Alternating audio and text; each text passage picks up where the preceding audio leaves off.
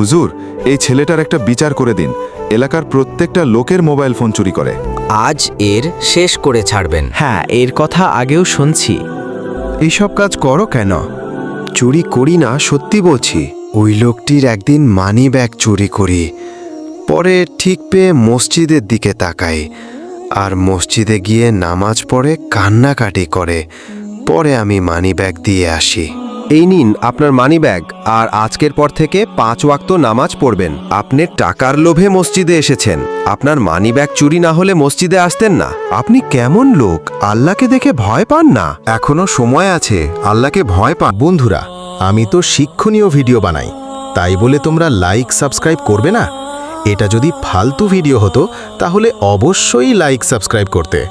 মুসলমান হয়ে নামাজ পড়ে না, ওই শিক্ষাটা দেওয়ার জন্য চুরি করছিলাম। এখন আমাকে যদি শাস্তি দেওয়ার থাকে দিন। উকে ছেলে দাও।